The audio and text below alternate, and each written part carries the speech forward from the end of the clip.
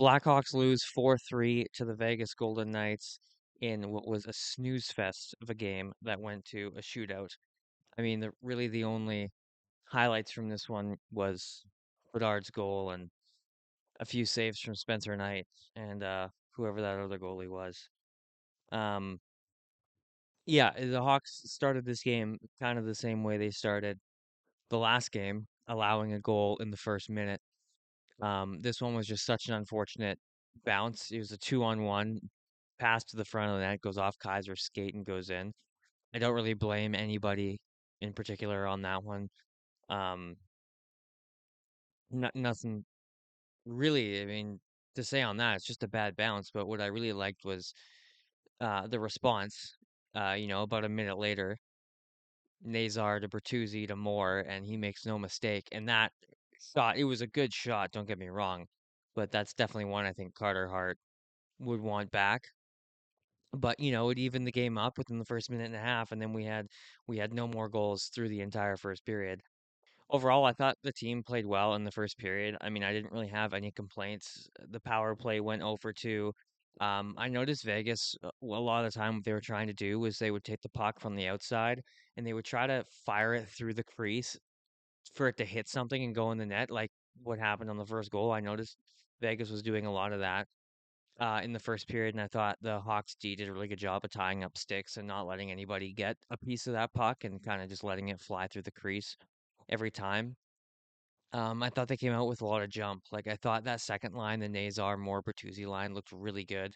I mean, not only did they get that first goal, but Moore in particular was flying out there. I thought Nazar was using the body a lot more than he has been recently, and he was fast too, which is a good sign. Makes me think he's not really, maybe not injured anymore, or at least as much as he clearly was before.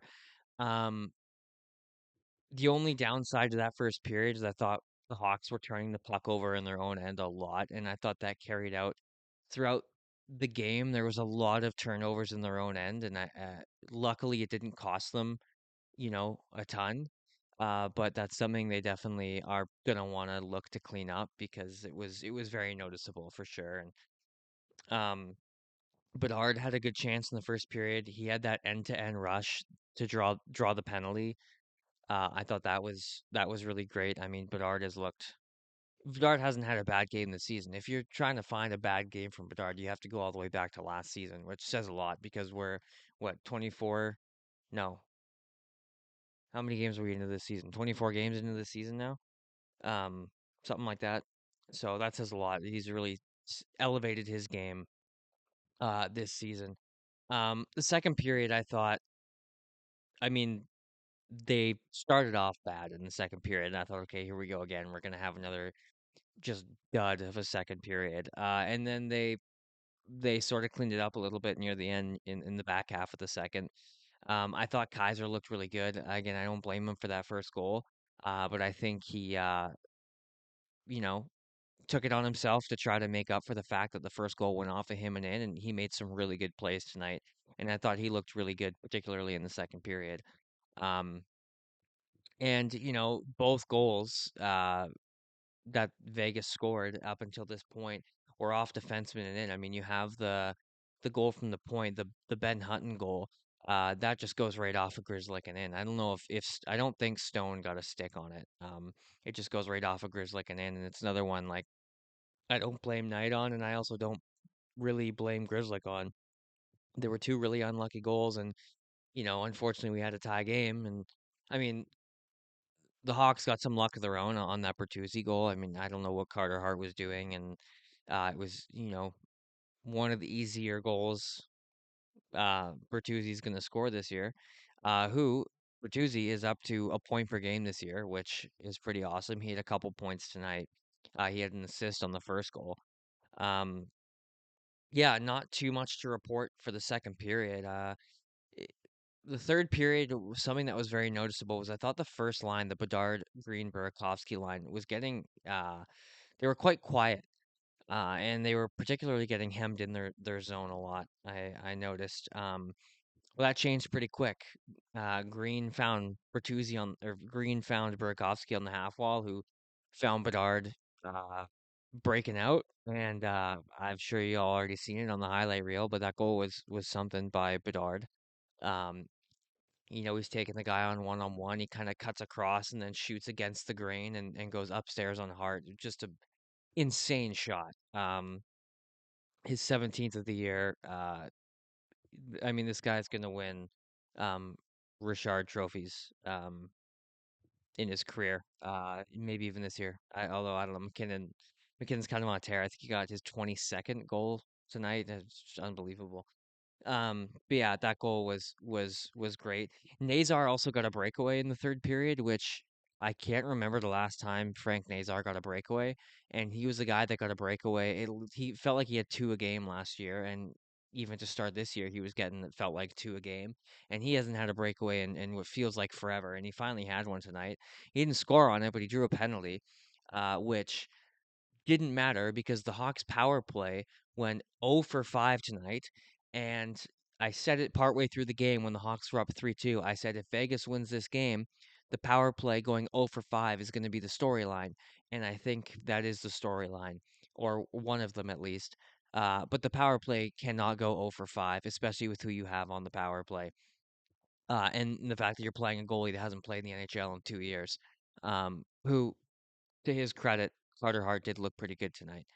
Um, but yeah, the power play going 0 for 5 absolutely can't happen, and it shouldn't have happened. So the game shouldn't have gone to overtime because they should have scored on. You want at least one. I mean, that's not crazy to ask. I think that's kind of the expectation. You can't go 0 for 5 on the power play. Um, I thought Bertuzzi looked good. He had a couple really good defensive zone plays in this game. There was one where I want to say it was Shea Theodore rushing the puck, and he went to fire a pass across uh, the ozone there, and Bertuzzi dove out onto his stomach and blocked the pass. Really good effort there. Bedard had a play like that where he beat Mark Stone to the puck in his own corner, battled the puck away from Mark Stone and chipped it out with about 3:40 to go in the game when they still had the lead.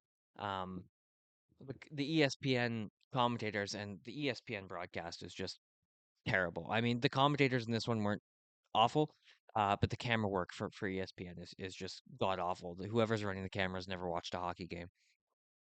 Um, but when Bedard made that play against Mark Stone, the commentators were just they wouldn't stop talking about it. And I mean, it was a great play, but they were talking about how Bedard is going to be, competing for some Selkies in his career, which, hey, I mean, it's not out of the realm of possibility, but to come to that conclusion from just that one play, I thought was a bit of a stretch, but it was still a great play. And then Vegas ties it. You have, a rush into the zone. It happens fast, and there was a bit of miscommunication, I think, between Vlasic and Crevier. Both of them ended up kind of on the same man, and it left Bowman open in front, and he had, I mean, Knight made like two great saves before Bowman got his rebound. So, some Vlasic Crevier miscommunication there, leading to the tying goal. Um, and then, near the end of regulation, Kaiser has uh, a brutal turnover behind the net, leading to a grade A chance for Mitch Marner. But credit to Kaiser, he bailed himself out. He dove back in front of the net and he got a stick in the lane and deflected Marner's shot over the net, I believe, out of play, but it went over the net. And so Kaiser kind of bailed himself out there. Like I said, I thought he had a great game, even though the first goal went off of him and in. I thought he had a great game. Yeah, and after Vegas tied the game, I mean, the Hawks just kind of collapsed. I think they were lucky to get to overtime. Vegas had some grade A chances at the end of that third period. Um, and overtime was crazy. I mean, overtime's a coin toss. It's whoever gets possession. And Green won the faceoff, got the Hawks possession. They couldn't do it. Um, Really good play from Moore, though, in overtime. Vegas had a 2-on-1 that was about to be a breakaway, and Moore, using his speed on the back check, got in there, got a stick in the lane, and deflected it out. So it was a great play by Moore. Overtime was really just a goaltending show. I like Spencer Knight had a couple grade A saves. Carter Hart had a really nice save on Bedard on a cross crease one timer that, 9 times out of 10 that's going in, but he found a way to keep it out. And we go to a shootout, and I mean, take shootouts out of hockey. In my opinion, it should be continuous 3-on-3 overtime until somebody scores. No game is going to go more than 10, 12 minutes. I mean, shootout is just a ridiculous way to end a game. It shouldn't be in hockey. It was fun at first when it first got introduced. Trevor Zegras likes it, but that's about it. I mean, there's no use for overtime. It's terrible. It's an awful way to decide games. Sorry, I mean shootout. It's an awful way to decide games. We need continuous 3-on-3. Um, and yeah, Hawks lose in the shootout. So they get a point. They're 11, 9, and 6. I don't know if they have the tiebreaker. I know they're tied in points for the second wild card spot, but I don't know. I didn't check if they have the tiebreaker. So they might be in a wild card spot after tonight. At the very least, they're tied in points. Um, yeah, I thought like I said, I thought the first line had kind of a quiet night. I mean, other than that, uh, goal from Bedard, I thought as a unit they didn't look like they did on most nights. Bedard individually had a great night. Like I said, he hasn't had a bad game all year. Um, he had a goal tonight. He did lack in the faceoff dot. He was 22% in the faceoff dot, which is, you know, early on in Bedard's career, it was pretty much a bad face-off percentages every game. And then coming into this year, or sorry, at the end of last year, he would kind of have, one good face-off game, one bad face-off game, a couple bad games, couple good games, and you kind of trade off pretty evenly. And this season, it seems like he has, two or three good games in the circle and then one kind of dud game. And tonight was that dud game at 22%. But where he lacked, Ryan Green made up for. Ryan Green was 78% in the circle tonight, um, which is I said it in my last video on why I love Ryan Green on that top line because if Bedard's not having a good night in the faceoff circle or Bedard gets waived, which he does constantly, uh, you trust Ryan Green to win the faceoff, and he did tonight, winning 78%, and he won the opening draw in overtime, giving the Hawks a chance to win it. Um, but I think the story of the night is the power play going over 5. When you have Bedard, Burakovsky, Nazar, Levshinov, Bertuzzi on your power play unit, it can't go over 5 against a goalie who hasn't played an NHL game in like over 2 years. Knight had a subpar game. He had an 8.93 save percentage, 25 saves and 28 shots. But he's not the reason they lost at all. Can't blame Knight. I mean, that was a game of all time, I suppose. Story of the night is the power play going over 5. It can't go over 5. Uh, you know, they take on LA in a couple days. Hopefully, get back in the win column. At least they got a point tonight. I'm happy with it. The fight for the playoffs continues. That's all from me. Leave a like, subscribe. Let me know what you think in the comments, and I'll see you in the next one.